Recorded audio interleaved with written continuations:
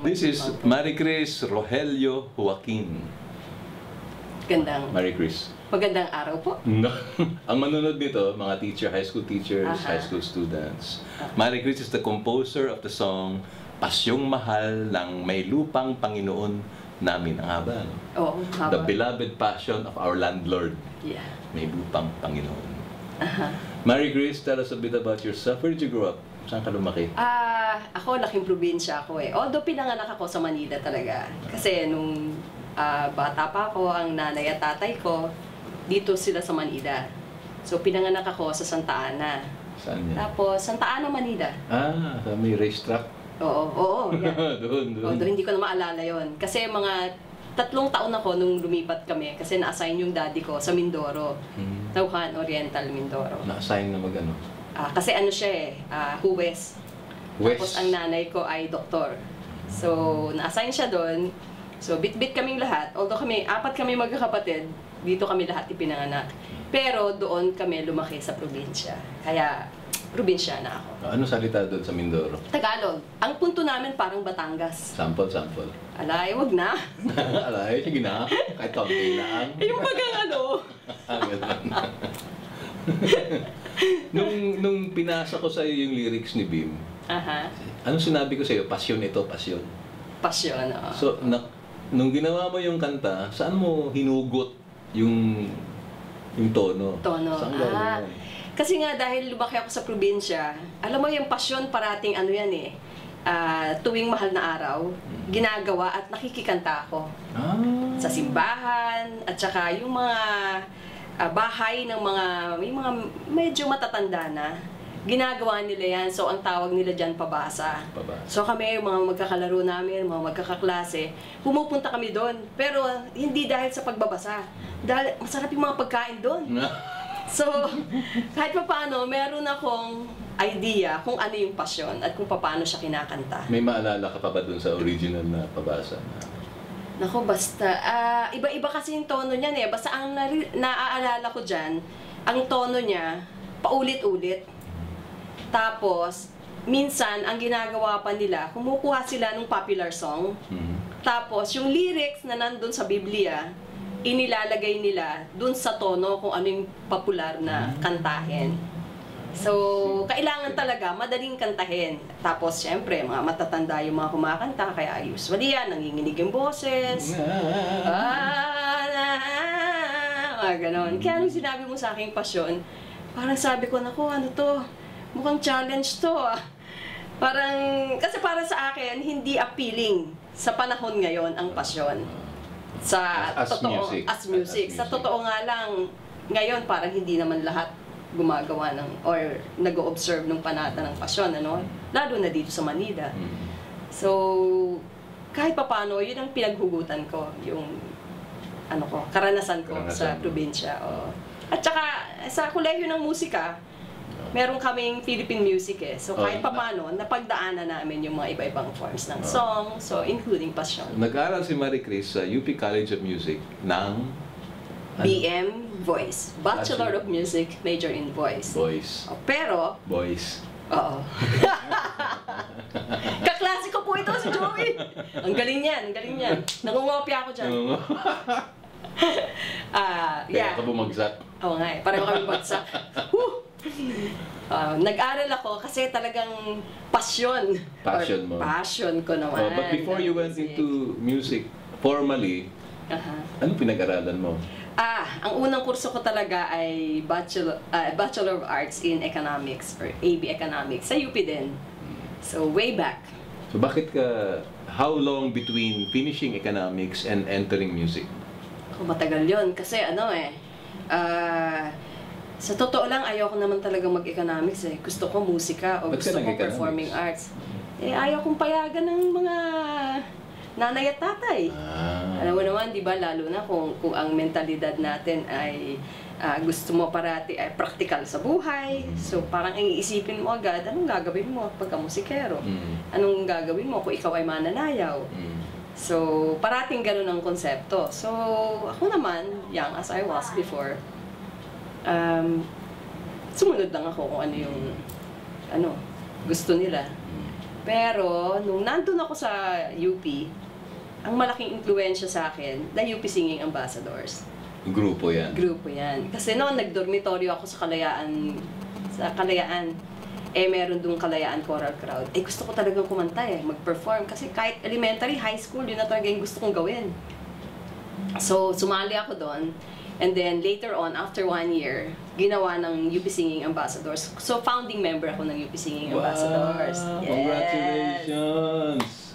Yun. So, malaki ang paghulma sa akin bilang isang musikera dahil sa grupo na yan. Where has music taken you in the world? Kasi sa akin ang musika ini-enjoy Ever since yan ang pananaw ko dyan, it's not something na kailangan kong kumita. It's something that I want to express. It's the artist in me. It's the passion that I want to let out. And yun. So para sa akin, ginagawa ko yun dahil enjoy akong gawin hanggang ngayon.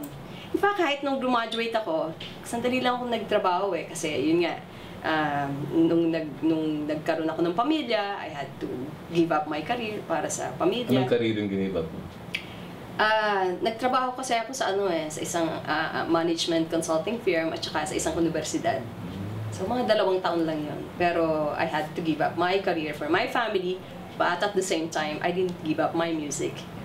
Doon ka bumawi? Yes. So kahit na meron akong pamilya, sumasali pa rin ako at nakikikanta sa grupo, UP Singing Ambassadors, Kasarinlan, Philippine Music Ensemble kay Jun De Leon. So, kasama rin ako dyan. Punta kami sa Amerika, Europa. Yun. Nalibot mo ng... Hindi naman. Hindi naman. Konti lang. So, ang sarap ng musikera na punta ka sa ibang bansa libre. So, yun. And then, finally, inaya lang ako ng isa kong kaibigan na mag-enroll sa UP College of Music kasi wala yun sa plano ko. Nagkataon na pumasa. Sabi ko, sige na nga. So yun, 7 taon, natapos ko yung 7 taon? Kasi, light load. Hindi, kasi may pinagdaanan din tayo sa buhay. So, kaya medyo kailangan set aside mo yon for priorities. Pero, nagawa ko rin tapusin ng musika. At hindi ka nagsisisi? Hindi ako nagsisisi. Kasi hanggang ngayon, yun ang gusto kong gawin at yun ang gusto ko talagang pagtuunan ng pansin. Pero one thing I find interesting, isang interesting, yung pinaghugutan mo ng kanta na ginawa mo sa Palay Bigas Kanin, yung pinaghugutan mo nun, mas bata ka pa, it came before your enrollment in the College of Music. Which means you can compose even without studying. Oo, kayang-kaya. Kasi yan para sa akin kasi yung pagko-compose is inspirasyon din. Tsaka nasa puso mo yan diba? So kung meron ka niyan, malaking matutulong kung meron kang formal studies kasi in terms of forms, in terms of how you wanna do it, meron kang technique. Kumbaga. Pero, hindi ibig sabihin na kung ikaw ay walang pinag-aralan o ikaw ay ordinaryong musikero o ordinaryong mamamayan na hindi nag-aaral ng formal training sa music, ay hindi ka makakagawa or makaka-compose. Yun. Katulad nga sinabi ko, ang pinaghugutan ko noon, bata pa ako So, experience talaga.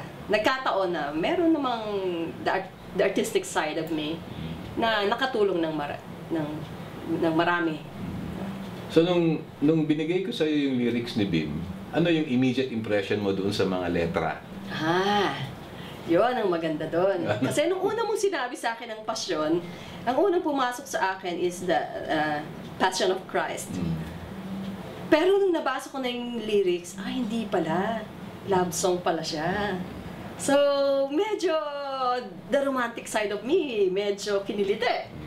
So, kailangan, nung binabasa ko na siya, kailangan, ang tono na gagawin ko dito, merong haplos sa damdamin. Haplos. Diba? Ganun yun. Kailangan hindi ka lang kakanta na para kang nagpapasyon na inaantok, kailangan mong tapusin yan, alam mo yun. Kailangan dadamahin mo yung lyrics. Kasi nakita ko yun Gusto ko yung ginawa mo Maganda yun, diba? So merong simple lang at saka hindi po pwedeng complicated kasi ang pasyon simple, dapat makakanta. So yung ano niya, melody line niya, kailangan nandun yung forma, paulit-ulit, may lambing, may melisma ng konti. Ano yung melisma? Yung parang, yung mga Kulot-kulot. kulot-kulot, o yung pag ganun-ganun na tono, parang umaalon, ano? Kasi yun yung, kumbaga ay karakteristik ng pasyon.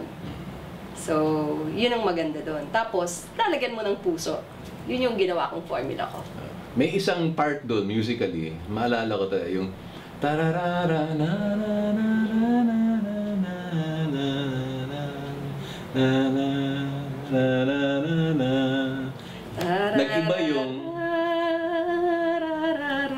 Nag-iba yung bilang. Oo, kasi karakteristik din yan ng pasyon. Hindi mo maiilagay yan na eksaktong-eksakto sa metro. Lalo na, pag ang mga kumakanta niyan ay mga hindi naman nag-aral ng formal na edukasyon sa musika. Mga ano yan matatanda, bata, iba-iba. So, ang kailangan mo dyan ay kakantahin mo na medyo may forma. Kumbaga, ang metro niyan ay 4-4 or 3-4, pero hindi ka masyadong stricto pagdating dyan. So, kung kakantahin siya, kailangan mag-a-adjust ka rin. So, nag-a-adjust yung singer sa letra? Oo. At saka sa hininga? Oo. Although, ang makikita mo talaga, ang pasyon, may 8 kataga or syllables. Oo. For every line, 8 ang syllables niyan eh. So, dun sa 8 syllables na yon, dun mo lalaruin yung tono. Paano mo nalaman yun? Yun. Ako, hindi ko naisip yun. Yun. Siguro yun, dahil sa pinag-aralan ko na yun sa kolehiyo.